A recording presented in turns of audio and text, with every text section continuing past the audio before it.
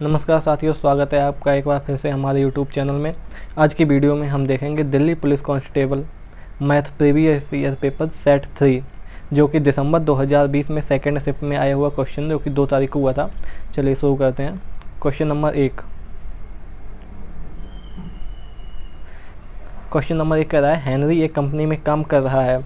उसके मासिक वेतन में से 25% घर के किराए के रूप में, 15% बच्चों की शिक्षा पर और 18% अन्य मदों में खर्च हो जाता है। यदि उसकी मासिक बचत 7560 है तो उसका मासिक वेतन कितना है। ठीक है, तो सबसे पहले हम उसका ये निकालेंगे कि वो खर्च कितने करता है। तो 25% किराए में, 15% खर्च करता है शिक्षा में और 18% अन्य कामों में खर्च करता है। तो टोटल वो खर्च कर देता है 25, 10, 35, 5, 40 यानी 58% वो टोटल खर्च कर देता है। तो उसकी जो बचत है, कोई भी चीज़ होती है वो 100% होती है। 100 में से उसने 58% खर्च कर दिया, तो उसके पास जो बचत हुई है वो बची है 42% की। ठीक है, और ये जो 42% है यही 7560 के बराबर है। तो 42% बराबर है 7560 के।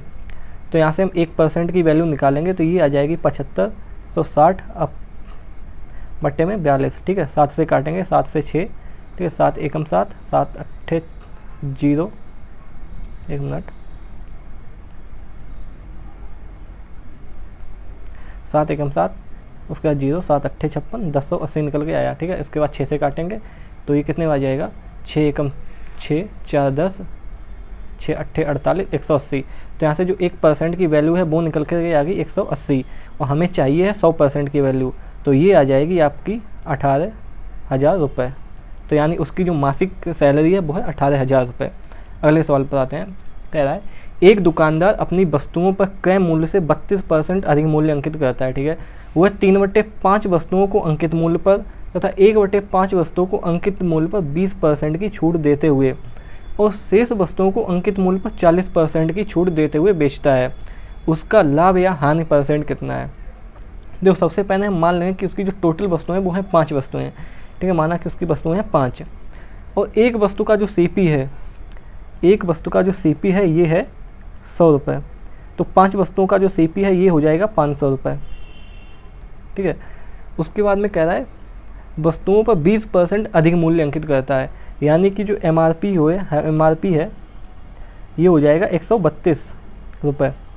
ठीक है, अब कह रहा है वो 3/5 वस्तुओं को अंकित मूल्य पर, यानी 5 वस्तुएं टोटल थी, उनका जो 3/5 निकालेंगे, यानी कि 5 का 3/5, तो ये 3 ही आ जाएगा। यानी 3 वस्तुओं को अंकित मूल्य पर बेचता है, यानी 3 वस्तुओं को जब वो अंकित मूल्य पर बेचेगा तो कितने में बेचा। एक वस्तु का एमआरपी 132 रुपये, तो 3 वस्तुओं को बेचना है, तो 3 × 132, ये हो जाएगा 3 वस्तुओं का सेलिंग प्राइस। यानी 3 दूनी 6, 3 त्रिके 9 और 3 एकम 3, यानी 3 वस्तुओं का जो एसपी है वो है 396 रुपये।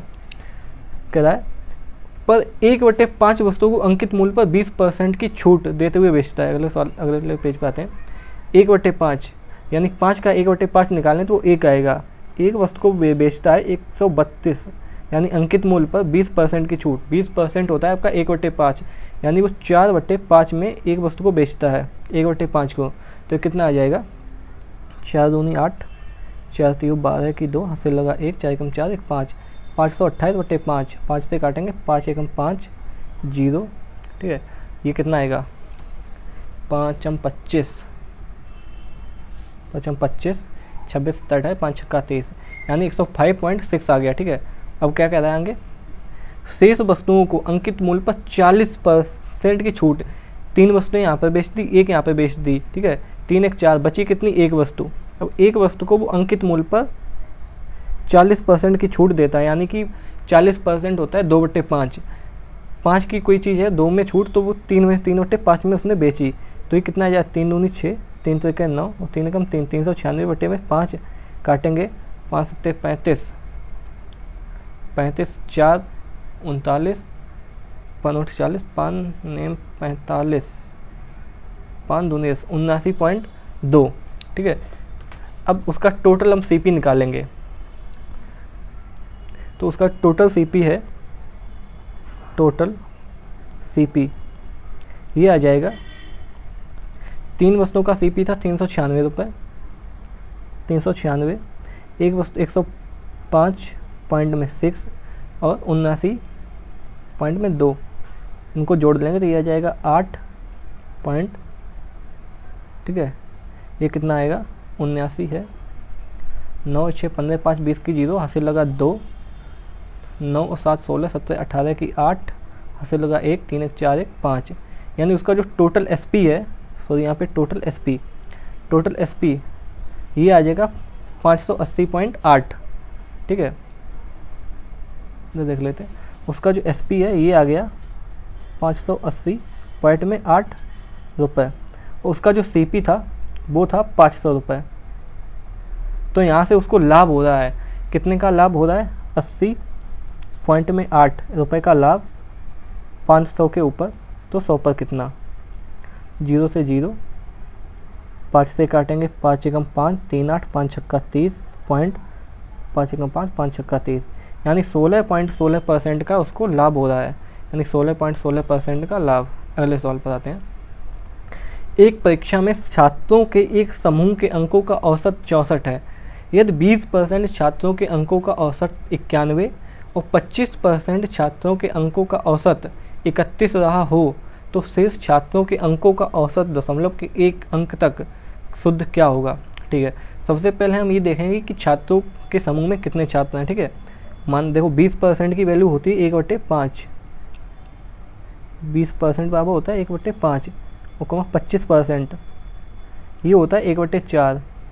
तो हम मान लेंगे जो टोटल समूह में छात्र हैं वो 20 यूनिट हैं, 20x मान लेते हैं, 20x हैं, और 20x जो है इनका जो औसत है वो है 64। टोटल छात्र हमने माने हैं वो माने हैं 20x। ठीक है, 20, तो इनका जो योग निकल के आ जाएगा, ये आ जाएगा 2 चौकू 8, 2 चौक 128, 1280x। ठीक है, उसका कहता है 20% छात्रों के अंकों का, तो 20 का 20% होगा 4, तो 4x। इनका जो औसत दिया है वो है 91, तो इनका जो टोटल योग आ जाएगा ये आ जाएगा 4 एकम 4, 4 चौक 16, 164x। इनका जो 4 एकम 4 और 4 9 36, 364x। ठीक है, और कह रहा है और 25% छात्रों, 20 का 25% निकालेंगे तो ये आ जाएगा 5x। इसका औसत दे रखा है 31, तो इसका जो योग है वो हो जाएगा 5 एकम 5 और 5 3 15, यानी 155x। अब कह रहा था शेष छात्रों के अंकों का औसत, टोटल छात्र होंगे 5 और 4 9x। टोटल छात्र हमने माने थे 20x, उनमें से 5 4 9 का हमने निकाली, यानी कुल बचे हैं 11x छात्र बचे हैं। हमने मान लिया इनका औसत है 22, तो इनका योग आ जाएगा 11x 22। ठीक है, अब देखते हैं आगे। तो यहाँ से जो 1280x ये बराबर हो जाएगा 364x प्लस कितना है 155x प्लस में 11x 22, इसके बराबर हो जाएगा। ठीक है, तो 1280x माइनस ये प्लस के इधर आएंगे तो माइनस क्या हो जाएंगे, कितने हो जाए 5 और 4 9, 6 और 5 11 और 3 1 4 1 5, 519x और बराबर 11x 22। तो ये निकल के आ जाएगा, 10 में से 9 हो जाएगा 1, 7 में से 1 गया 6 और 12 में से 5 गया 6, यानी 661x अपॉन ये जो 11x को हम बटे में लाएंगे तो ये बराबर आएगी वैल्यू 22 की, x से x खत्म। ठीक है, ये 7 है, 12 में से 5 गए 7। ठीक है, 11 से काटेंगे, 11 छिंगा 66, 10 11 99, बचा कितना 101 2, तो ये कितना हो जाएगा 11 69 पॉइंट आ रहा होगा कुछ, 69.2 सही आंसर है। अगले सवाल पर आते हैं। अगला सवाल कह रहा है ए और बी एक साथ मिलकर किसी काम को 10 दिन में समाप्त करते हैं, यानी ए प्लस में बी ये जब मिल जाते हैं तो ये किसी काम को 10 दिन में समाप्त कर देते हैं, 10 डे लेते हैं। बी और सी उसी काम को, बी और सी इसी काम को 15 दिनों में समाप्त करते हैं, यानी ये 15 डे लेते हैं। और ए और सी मिलकर, ए प्लस सी ये जब मिल जाते हैं तो उसी काम को 20 दिनों में समाप्त कर देते हैं। ठीक है, अकेला सी इसी काम को कितने दिनों में समाप्त कर पाएगा? सबसे पहले हम टोटल वर्क निकालें कितना है। टोटल वर्क जो होगा वो 60 आ जाएगा। ठीक है, इनका एलसीएम निकालने वो आ जाएगा 60। ठीक है, यानी अब उसके बाद हम A+B की जो इफिशियंसी है यानी कार्य करने की क्षमता है वो निकालेंगे, तो ये आ जाएगी 6। 11 से 6 टोटल वर्क ये 60। ठीक है, 60 को हम 10 से भाग देंगे तो ये आ गई 6। उसके बाद में B+C की इफिशियंसी निकालेंगे तो ये आ जाएगी 15 चौको 60 यानी 4। उसके बाद में A+C की निकालेंगे तो ये आ जाएगी 3। ठीक है, हम सभी की इफिशियंसी निकालेंगे तो A+B B+C A+C तो ये जाएगी 2A+B+C। जब इनको जोड़ेंगे तो 2 बार A है, 2 बार B है, 2 बार C है, तो ये जो है 2A+B+C और टोटल एफिशिएंसी इनकी हो जाएगी 6 4 10 और 3 13। तो A+B+C ये हो गया 13 में बटे में 2। हमें चाहिए C, कह रहा है C उसी काम को कितने दिनों में समाप्त कर सकता है। तो इसके लिए हमें C की इफिशियंसी निकालनी पड़ेगी, कार्य करने की क्षमता निकालनी पड़ेगी। तो वो A+B, यहाँ से हम C की इफिशियंसी निकाल लेंगे। A+B दोनों की जो इफिशियंसी है वो है 6, तो यहाँ से C की इफिशियंसी वो निकल के आ जाएगी 13 बटे में 2 माइनस के 6। A+B की जगह पे हम 6 रख देंगे तो 6 उधर जाएगा तो माइनस का हो जाएगा। तो यहाँ से जो C की इफिशियंसी है वो निकल के आ गई 13 माइनस के 12 बटे में 2, तो ये आ गई 1/2। यानी C की जो कार्य करने की क्षमता है वो है 1/2। ठीक है, और टोटल काम है 60।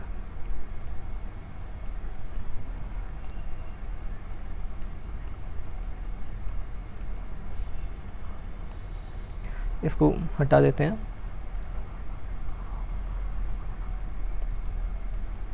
C की जो काम करने की क्षमता है वो 1/2 और टोटल काम है 60।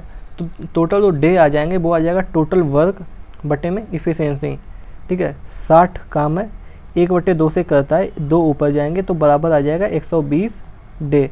यानी C उसी काम को 120 दिनों में ख़त्म करेगा। अगले सवाल पर आते हैं। कह रहा है वह संख्या क्या होगी जो हमेशा 2 अंक की संख्या और संख्या के अंकों को परस्पर बदलकर प्राप्त की गई संख्या के योग।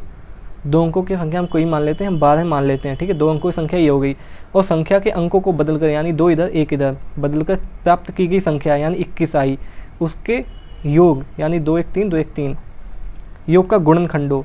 तो 21 से कट रही है, 9 से कटेगी नहीं, 5 से भी नहीं कटेगी, 3 से कट जाएगी, 11 से कट जाएगी। अगली हम एक और संख्या मान लेते हैं, 13 मान लेते हैं। 13 संख्या अंकों का योग बदला तो ये हो गई मतलब अंकों को बदला तो संख्या बनी 31। ठीक है, इनका योग किया तो ये कि 44। ये भी 11 से डिवाइड है, 3 से नहीं, यानी कि इसका आंसर हो जाए 11।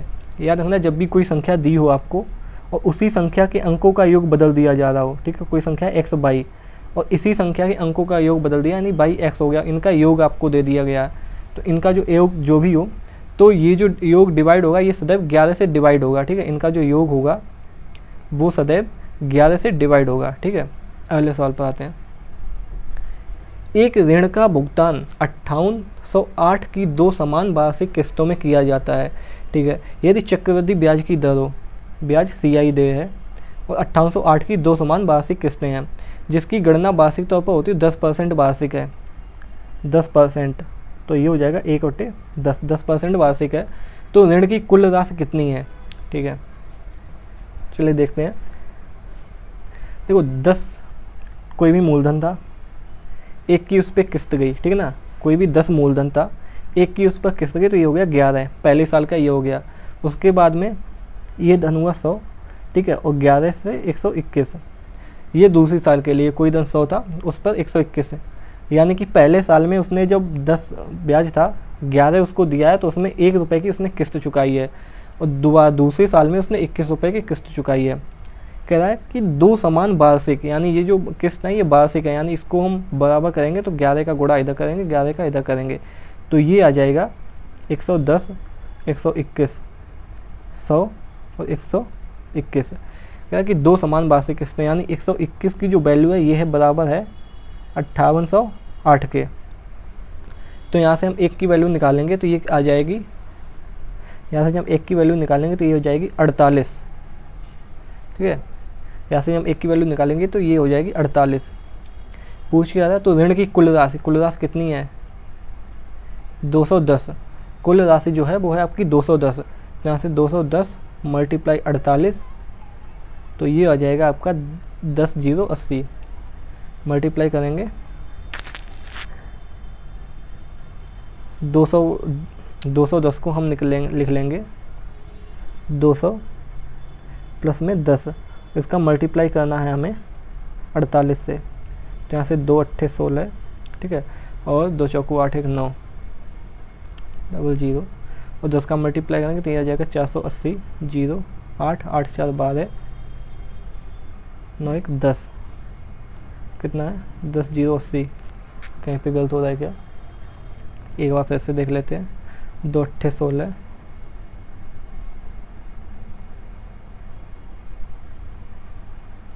48 है, 2 8 16 के 6 से लगाएगा, 2 चौको 8 9, यानी यहाँ पे 96 है, ये 6 है, यहाँ पे 6 4 10 की 0 वहाँ से लगा 1, तो ये आ गया 10 0 80। ठीक है, अगले सवाल पर आते हैं। कह रहा है एक प्रकाशक थोक विक्रेता को एक पुस्तक 30% के लाभ पर बेचता है। ठीक है, थोक विक्रेता द्वारा खुदरा विक्रेता को वह पुस्तक 25% के लाभ पर बेची जाती है। फिर वह पुस्तक ग्राहक को 20% के लाभार्जन पर 312 में बेची जाती है। थोक विक्रेता के लिए पुस्तक का क्रय मूल्य कितना है? सबसे पहले मान लेंगे जो प्रकाशक है उसका जो सीपी है, उसने जो पुस्तक बेची है उसका पुस्तक का सीपी मान लेते हैं हम, ठीक है, सीपी है। उसके बाद में वो 30% के लाभ पर बेचता है, यानी कि कोई चीज़ 10 की थी, 30% होता है 3/10, 30/100, तो ये हो जाएगा 3/10। ठीक है, यानी कोई चीज़ 10 की थी, उसने 3 का लाभ यानी 13/10 में बेची।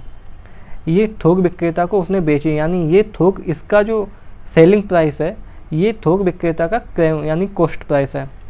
उसके बाद में थोक विक्रेता खुदरा विक्रेता को वह पुस्तक 25% यानी वो इसके 25% पर बेचता है, क्योंकि ये उसका सीपी है, इसका 25% यानी 1/4, 25% होता है 1/4, यानी 4 की कोई चीज़ है तो 5/4 पर बेची, 1 का लाभ लेके 5/4 पर उसने बेची।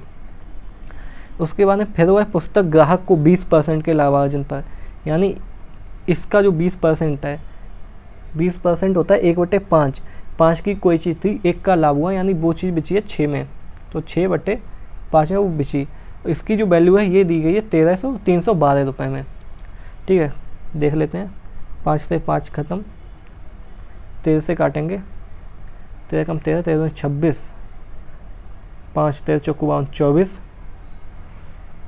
6 चौक 24, तो यहाँ से जो सीपी है वो निकल के आ जाएगा कितना, 10 चौको 40, 4 चौक 16, 160, यानी जो सीपी है वो 160 निकल के आ गया।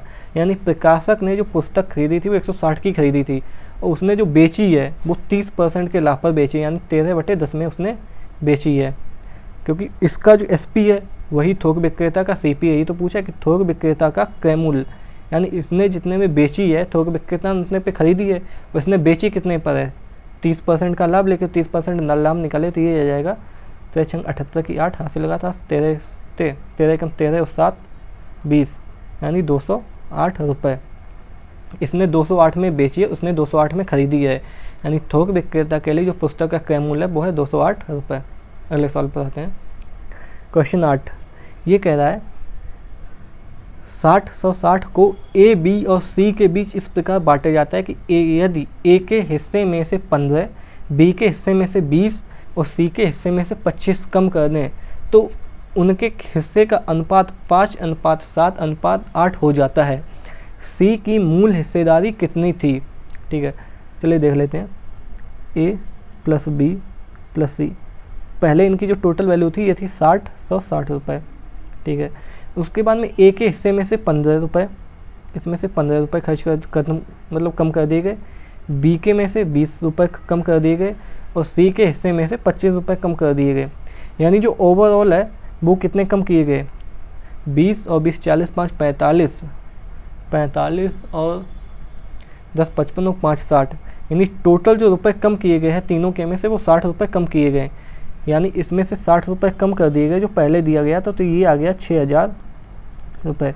यानी अब जो वैल्यू है ए प्लस बी प्लस सी की 6000 रुपये है, ये प्रेजेंट में वैल्यू ए प्लस बी प्लस सी की। और कह रहा है उनके हिस्सों का अनुपात 5:7 है, यानी ए रेशियो बी और रेशियो सी 5:7:8 है।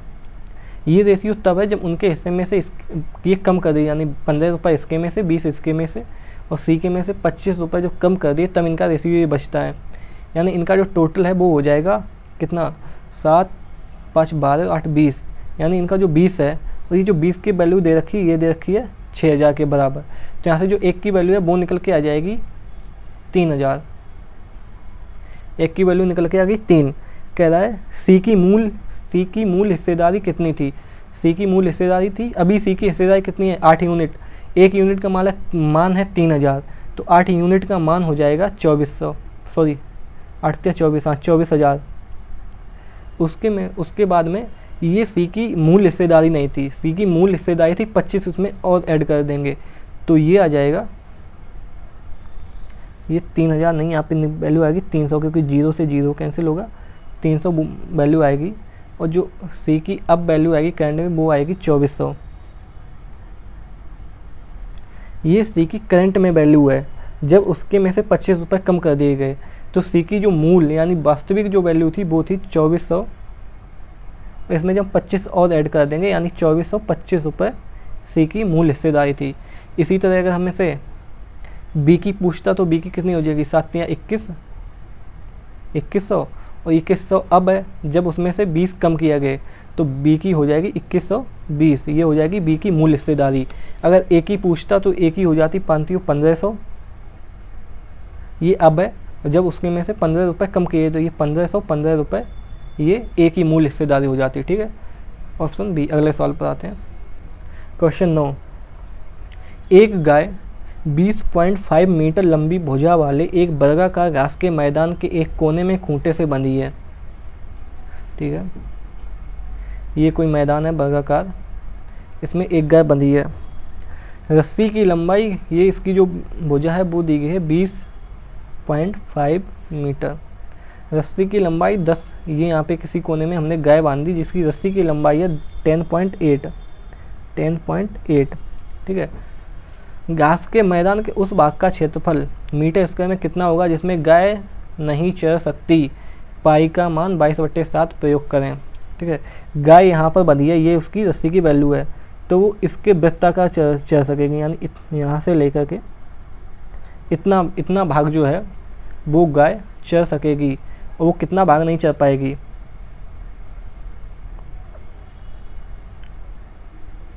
ये जो वैल्यू है ये जो है ये बिना चरे रह जाएगा। इसी का हमसे मान पूछा है।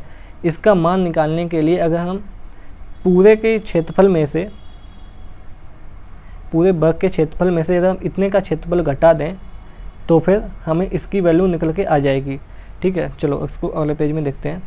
वर्ग का क्षेत्रफल होता है भुजा स्क्वायर यानी ए स्क्वायर, और एक ही मान है 20.5, यानी वर्ग का क्षेत्रफल हो जाएगा ये हो जाएगा 20.5 का स्क्वायर। तो इसको 205 मल्टीप्लाई 200 + 5। ठीक है, इसके बाद में देखते हैं 2 पंचे 10, 2 दूनी 4, 5 का मल्टीप्लाई करें 5 × 25 और 5 दूनी 10, 5 2 0 1 1 2 4। उसके बाद में 2 अंक दशमलव लगेगा यानी 420.25। वर्ग का जो क्षेत्रफल है स्क्वायर है वो आ गया 420.25, यानी इसका जो पूरे का जो एरिया है वो आ गया 420.25 मीटर स्क्वायर। हम इसका वैल्यू देखेंगे, यानी ये एक वृत्तखंड है। ठीक है,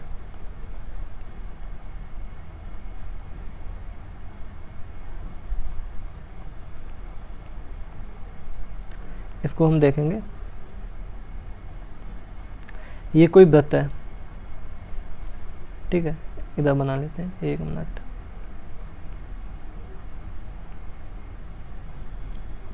ये कोई वृत्त है,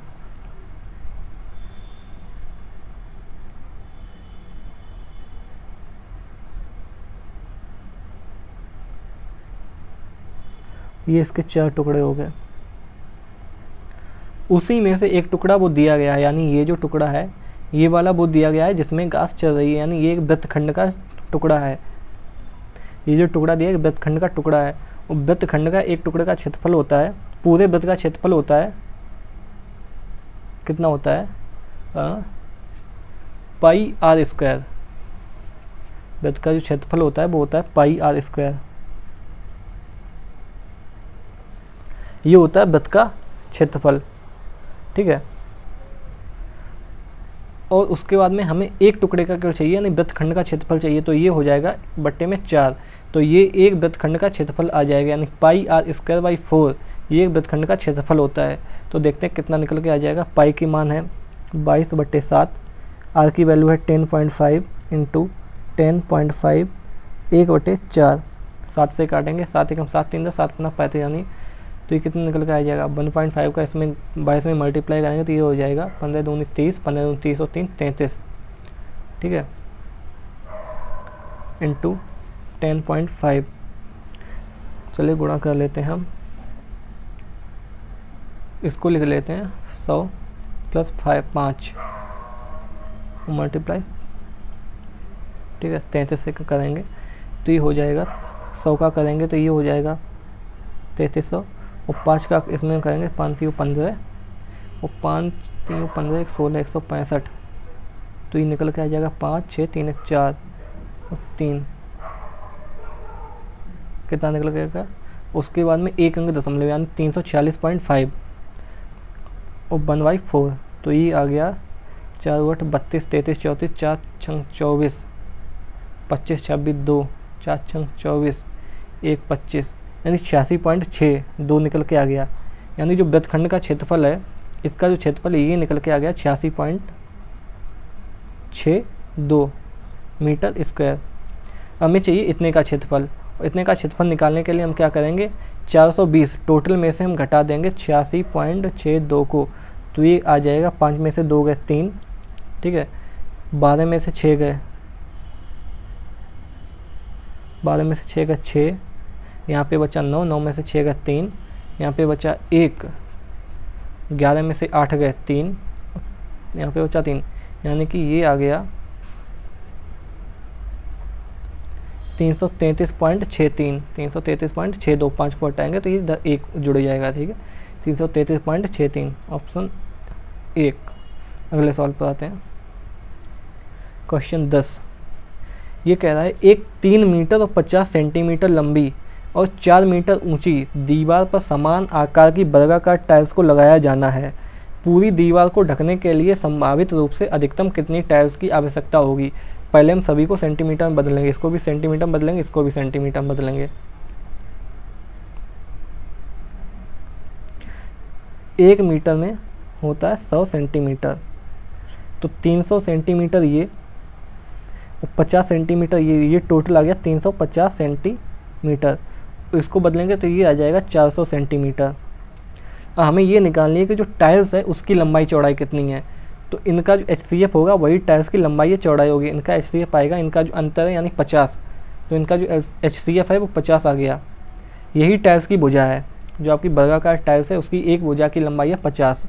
अब इनसे पूछा है कि अधिकतम कितनी टाइल्स की आवश्यकता होगी, यानी इनका जो स्क्वायर है यानी जो कमरे का क्षेत्रफल है उसमें से अगर हम एक टाइल के क्षेत्रफल से भाग दें, यानी इसकी जो भुजा है 50 × 50 से भाग दें, तो हमें टोटल टाइल्स निकल के आ जाएंगी। 0 से 0 कैंसिल, 5 7 35 और 5 8 40, यानी जो टोटल टाइल्स हैं वो निकल के आ गई 56, ठीक है। कमरे के क्षेत्रफल में जब हम टाइल के क्षेत्रफल से भाग देंगे तो फिर वो निकल के आ जाएगी अधिकतम टाइल्स की संख्या यानी 56।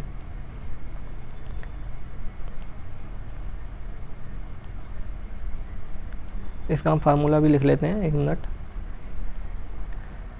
टोटल टाइल्स ये आ गई कमरे का क्षेत्रफल अपॉन में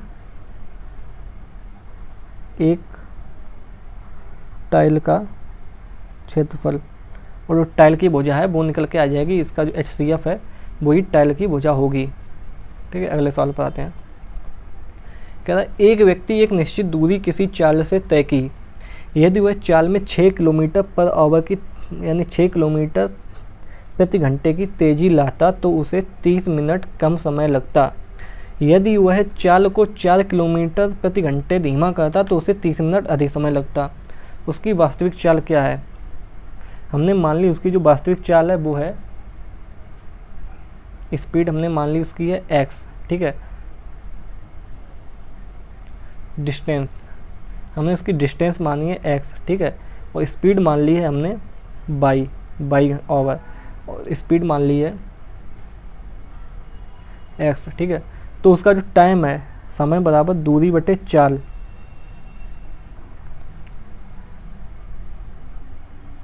एक मिनट,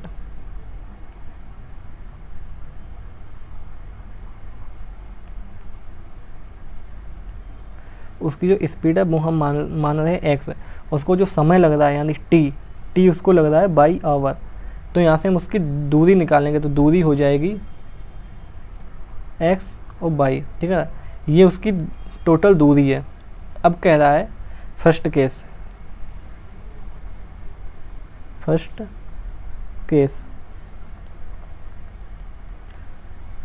यदि वह चाल में 6 किलोमीटर पर आवर की तेज़ी लाता है, यानी चाल है x, उसकी जो s बराबर है वो हो गया x प्लस 6, ठीक है। और कह रहा है तो उसे 30 मिनट कम समय लगता, तो टाइम बराबर हो जाएगा बाई माइनस 30 मिनट, मिनट को हम आवर में बदलेंगे तो ये हो जाएगा 1/2, 30 और बटे में 60 का भाग देंगे तो ये 3 एकम 3 दूनी यानी 1/2 घंटे। तो उसका जो टाइम है 2 बाई माइनस 1/2 हो गया। तो अब यहाँ से उसकी दूरी निकल के आ जाएगी, d बराबर आ जाएगी, कितनी आएगी, x प्लस 6 2 बाई माइनस 1/2। और ये जो दूरी थी ये दी कितनी थी, पहले दूरी कितनी थी टोटल x y, यानी उसकी दूरी थी वो थी x इंटू बाई। इसको सॉल्व करेंगे और समीकरण बनाएंगे तो ये हो जाएगा 2xy, x का इसमें मल्टीप्लाई करेंगे 2xy माइनस का x प्लस का 12 बाई और माइनस का 6 और 2 का मल्टीप्लाई इधर करेंगे तो ये हो जाएगा 2x बाई, 2xy से 2xy खत्म कैंसिल, तो माइनस का x प्लस के 12 बाई और ये 6, ये आ गया आपका समीकरण नंबर 1, ठीक है। अब देखते हैं सेकंड केस क्या कह रहा है, यदि वह चाल को 4 किलोमीटर पर आवर धीमा करता है, यानी अब जो चाल है उसकी स्पीड है वो हो गई x माइनस के 4, तो उसका जो समय था वो 30 मिनट अधिक लगता है, यानी बाई प्लस 1/2। तो यहाँ से जो उसकी दूरी है यानी इसका जो समय हो जाएगा वो हो जाएगा 2 बाई प्लस 1/2। यहाँ से उसकी दूरी है वो निकल के आ गई x माइनस का 4 2 बाई प्लस का 1/2 और दूरी थी कितनी x बाई। इसको सॉल्व करेंगे और सेकंड समीकरण बनाएंगे तो x का 2xy, x का 2 बाई मल्टीप्लाई किया 2xy plus x minus 8y और माइनस का 4 बराबर 2x बाई, कैंसिल हो गया। तो यहाँ से जो समीकरण है वो बन गया x माइनस का 8 बाई इजुकल टू 4, ये समीकरण 2, ठीक है। अब देखेंगे समीकरण 1 और 2 से,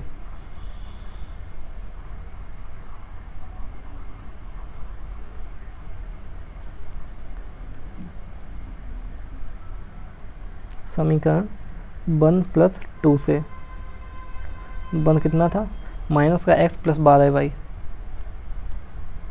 माइनस का x प्लस 12 बाई बराबर में 6 और समीकरण 2 है प्लस का x माइनस का 8 बाई बराबर में 4, ये कैंसिल, 12 में से 8 गए 4 बाई बराबर 6 4 10। तो यहाँ से जो बाई की वैल्यू है वो निकल के आ गई 5/2। ये जो बाई की वैल्यू है ये हम समीकरण 2 में रख देंगे तो x की वैल्यू निकाल लेंगे। और हमने जो पूछा गया उसकी वास्तविक चाल जो कि x थी, हमें x की वैल्यू चाहिए तो x की वैल्यू निकालेंगे तो ये हो जाएगा x बराबर 4 प्लस 8 इंटू बाई की वैल्यू है 5/2, 5/2 2 से 4 4 5 20 4 24, यानी x बराबर 24 आ गई, ठीक है ना। x बराबर वैल्यू निकल के आ गई 24 किलोमीटर, यानी उसकी जो वास्तविक चाल थी वो 24 किलोमीटर प्रति घंटा थी। अगले सवाल पर आते हैं, क्वेश्चन नंबर 12 ये कह रहा है 9 सेंटीमीटर त्रिज्या वाली कांच की एक ठोस गोलाकार गेंद को पिघलाकर 9 सेंटीमीटर 3 मिलीमीटर त्रिज्या वाली कांच की छोटी छोटी ठोस गेंदें बनाई गई हैं। 9 सेंटीमीटर, 1 सेंटीमीटर में 10 मिलीमीटर होते हैं, 10 मिलीमीटर, तो 9 सेंटीमीटर में जो हो जाएंगे 90 मिलीमीटर, ठीक है, 90 मिलीमीटर। तो ये जो है ये आर, तो आर बराबर हो गया 90 मिलीमीटर।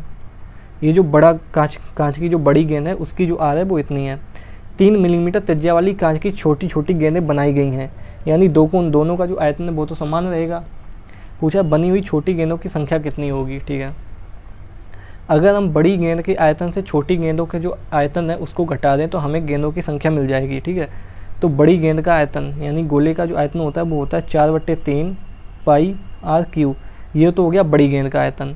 हमें छोटी गेंद चाहिए, तो 4/3 छोटी गेंद का आयतन कितना हो जाएगा 4/3 पाई और आर क्यू। 4/3 पाई से 4/3 पाई कैंसिल। बड़े गेंद की जो त्रिज्या है वो कितनी है 90, तो ये आ जाएगा 90 मल्टीप्लाई 90 और मल्टीप्लाई 90 बटे में छोटी गेंद की त्रिज्या है 3 मिलीमीटर, यानी 3 × 3 × 3 काट देंगे 30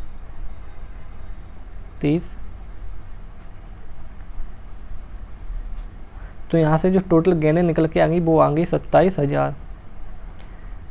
यानी 3 मिलीमीटर की जब गेंदें बनाई जाएंगी तो वो 27,000 गेंदें बन जाएगी। जब इस बड़ी गेंद को काटा जाएगा यानी पिघलाया जाएगा तो 27,000 नई गेंदें बन जाएंगी। अगले सवाल पर आते हैं। क्वेश्चन नंबर 13 ये कह रहा है 16,000 पर 3 वर्ष के लिए 5% वार्षिक दर से ब्याज की गणना वार्षिक रूप से होने पर चक्रवृद्धि और साधारण ब्याज यानी CI माइनस SI आपसे पूछा गया है। P बराबर है 16,000, R बराबर है 3, T बराबर है 3 ईयर और R बराबर है 5% यानी कि 1/20। चलिए हम इसको टी मेथड हम इसमें यूज करेंगे तो ये हो जाएगा 16,000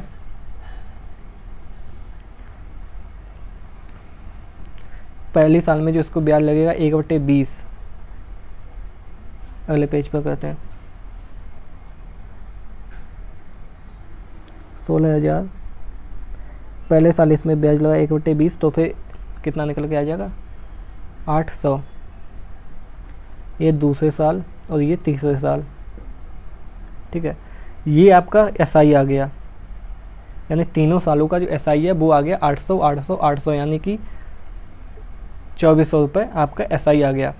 हम देखेंगे CI के लिए ब्याज पर ब्याज, यानी पहले इस पर ब्याज लगेगा दूसरे साल के लिए, तो इस पर ब्याज लगेगा तो ये हो जाएगा 40 रुपये इसका ब्याज दूसरे साल के लिए। उसके बाद में दूसरी साल का ब्याज तीसरे के लिए लगेगा तो ये आ जाएगा 40 इसका ब्याज इस पर लगेगा।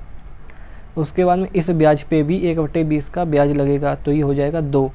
यानी ये जो वैल्यू ये टोटल आपका आ गया CI, ओके। इतना है आपका SI, तो ये जो वैल्यू आपकी बची है यही है आपके CI माइनस SI, यानी 4×3 = 122 रुपये। आपका जो CI माइनस SI आ गया आपका 122 रुपये, ठीक है। क्योंकि ये जो आपकी वैल्यू है ना यही है आपकी CI माइनस SI, नहीं तो निकाल लेते हैं। टोटल जो CI है वो कितना हो जाएगा 8×3 = 2400 रुपये। उसके बाद में 4×3 यानी 120 और 2,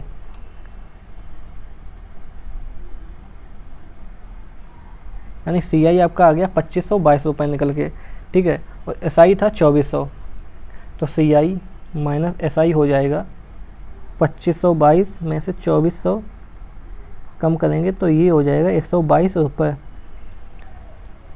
122 रुपये आपका CI माइनस SI आ गया। अगले सवाल पर आते हैं। क्या निम्नलिखित में से कौन सी भिन्न संख्या सबसे बड़ी है। पहले हम 6/11 और 13/18 में से हम देखेंगे कौन सी बड़ी है।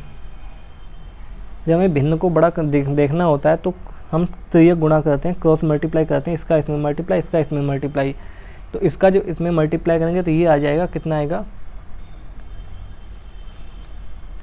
108।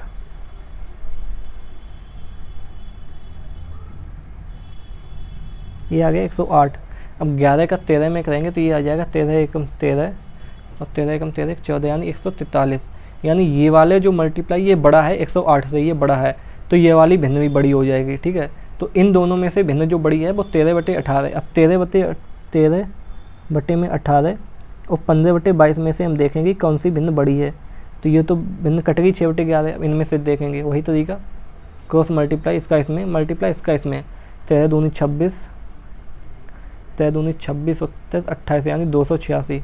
इसको देखेंगे 15 8 120, 12 15 एकम 15, 10 25 26 27 यानी 270। यानी ये जो 286 इसका जो मल्टीप्लाई ये बड़ा है, तो 13/18 15/22 से बड़ी है।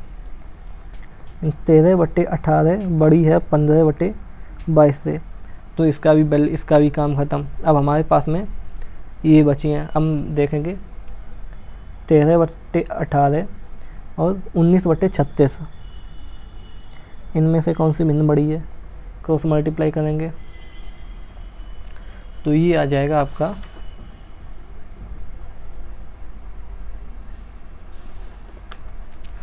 13 78 8,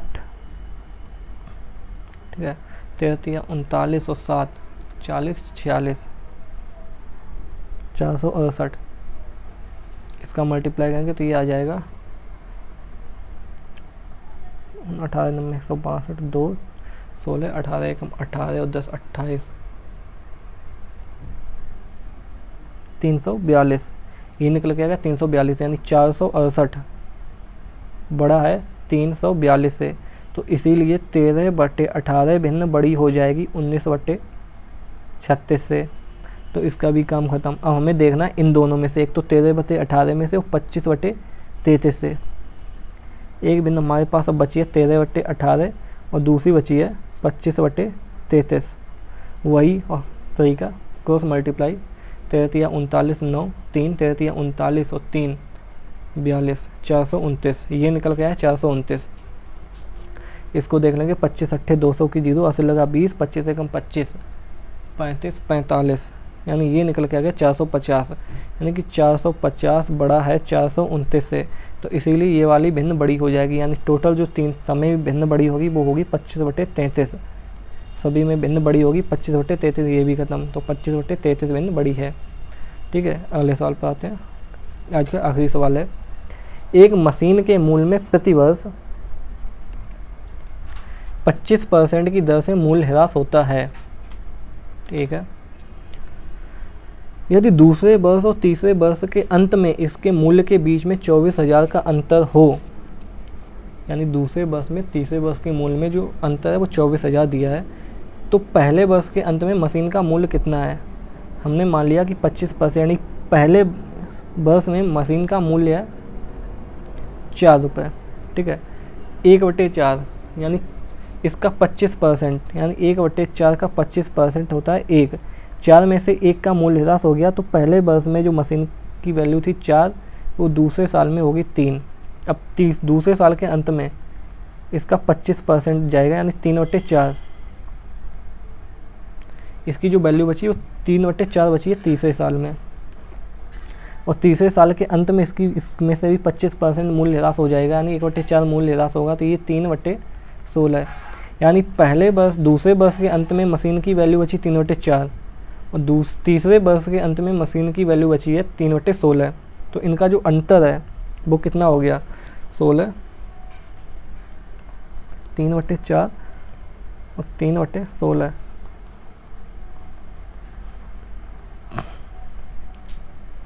तो इनका जो अंतर है वो निकल के आ जाएगा आपका 9/16। और इसकी जो वैल्यू दे रखी है वो दे रखी है 24,000।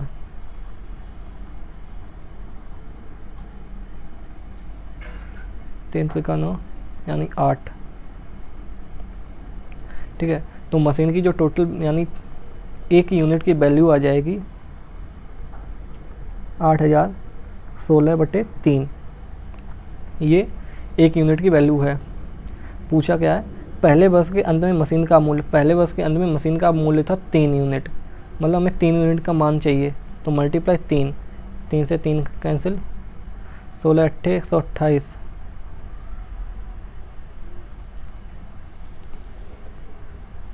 और 3 0, यानी 1,28,000 मशीन की वैल्यू थी पहले वर्ष के अंत में, 1,28,000। ठीक है, आज के लिए इतना ही, मिलते हैं फिर अगले वीडियो में सेट 4 के साथ में। तब तक के लिए जय हिंद।